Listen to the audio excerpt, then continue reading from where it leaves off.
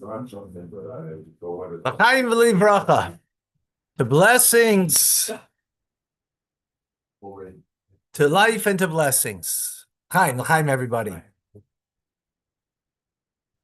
Today we celebrate the conclusion of a year of learning together, Tanya. The fact that we conclude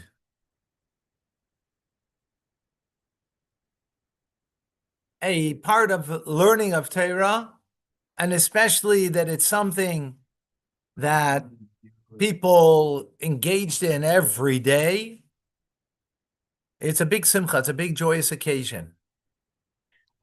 We conclude the learning, of course, on the eve of Yutes Kislev, the 19th day of Kislev, the day that our teacher, the Alter Rebbe, was released from prison in 1797, just a few, just a little few years ago.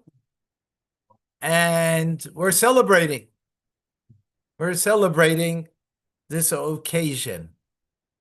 And how do we celebrate? People gather together. You say l'chaim.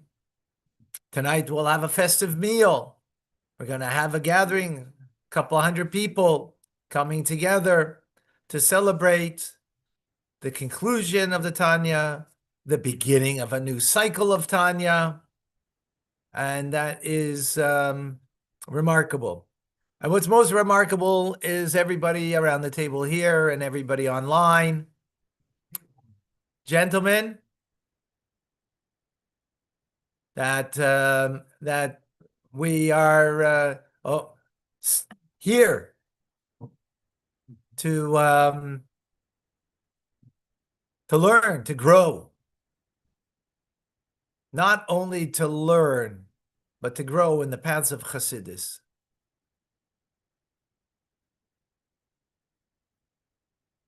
Yeah.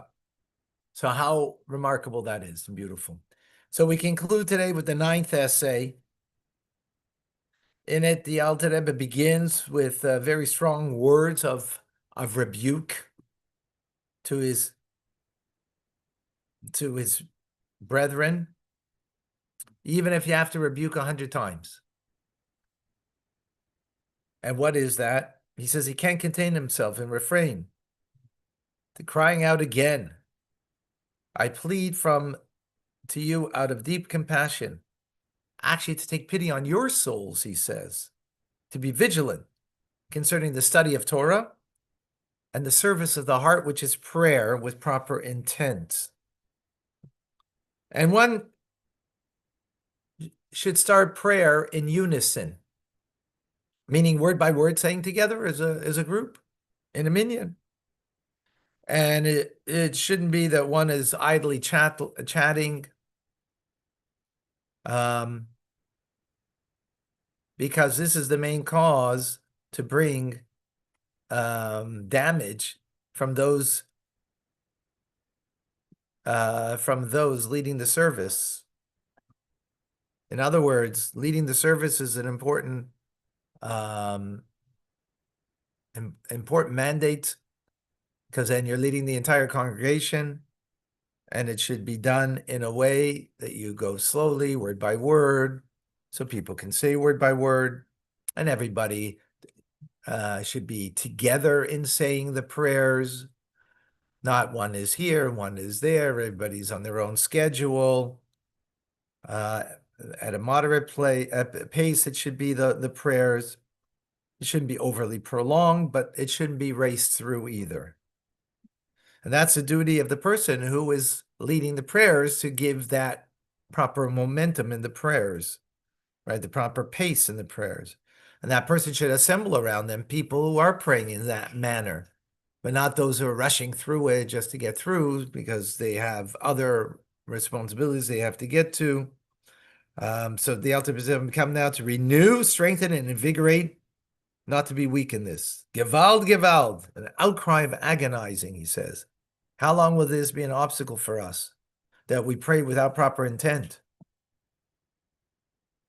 And he comes to fortify us, because otherwise He also says that, negative things happen in the community because prayer is not done properly. Oh. Further, he says, he also comes to fortify everybody in the completing of the entire Talmud year after year.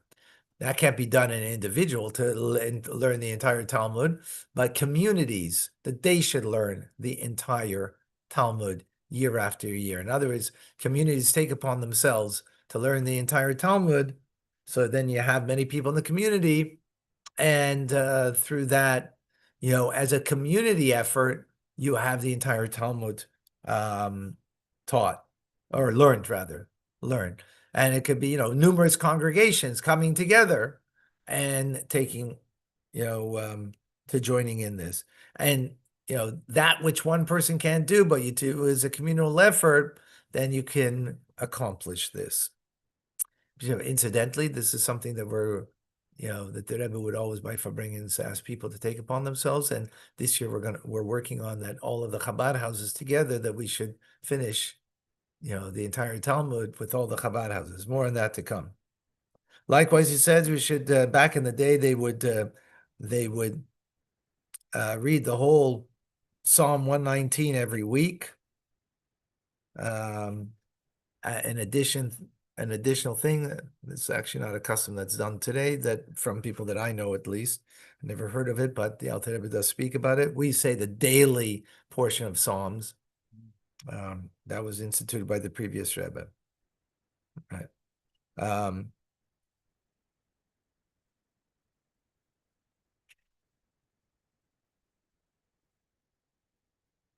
So, furthermore, we know that that we've learned previously that through fasting that brings atonement, it brings a cleansing, but we're too frail in our generation to do that. So therefore, our sages say whoever observes Shabbos according to the law is forgiven for all their sins. So it means according to the law, meaning it's something that it's incumbent on every individual to master the laws of Shabbos that are great, that are very challenging and difficult, right? And be careful on Shabbos not to indulge the laws. Furthermore, that on Shabbos not to indulge in idle chatter, as is known that in every mitzvah there's the external and the internal aspect of the mitzvah. The external aspect of the mitzvah is ceasing from work, from forbidden work on Shabbos. The internal dimension of Shabbos is Torah study and prayer, right? That's the internal aspect. As it's written that that Shabbos is unto God, meaning to remember God. What does it mean to remember God? Well, study His Torah and get more engaged in prayer on Shabbos. That is the internal aspect of Shabbos. And Shomer, to observe Shabbos. So the internal dimension is to refrain from speech of material affairs, just as God ceases from the 10 utterances which He gives physical vitality to the world, and He comes from a higher place, from thought. And from one of the opposite, one then can understand. So, yeah, Zen moves. And with that, we conclude the Tanya. Chazak, chazak, v'nis chazek, we finished. Mazel tov, mazel tov. So three ideas over here. One is about prayer, right? That prayer should be done communal together at a moderate pace. Then there's the idea of studying the entire Talmud, and then the observance of Shabbos, that it should be not just observed, there's the external expression of it and the internal expression. The external is not to the external expression is not to transgress a prohibition. The internal expression is to cleave to God.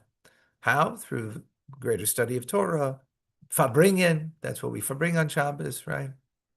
And prayer. Chaim l'chaim. Any questions, any comments? When it comes to the community studying to the Talmud, is it a case like, correct me if I'm wrong, is it a case where like groups are allowed are allocated certain parts of the Talmud? So Yeah, within the community itself, that's it's done, exactly it. Yeah. as opposed to everyone knowing everything about the Talmud. Yeah, but that's exactly the That's point. right. Exactly the point. Yeah. Yeah, exactly the point. That's what I said. One person can't study the whole Talmud in a year, but as a community, we could, because everybody will take a different portion, Right. right? And that's something we're going to work on, God willing, for this year. Yeah, God willing. Something we're going to work on. Any questions, any comments, any thoughts?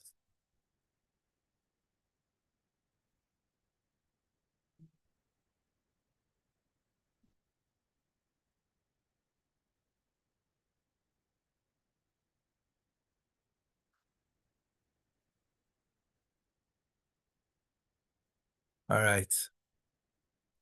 All right. We have Rambam now. Thank you for joining.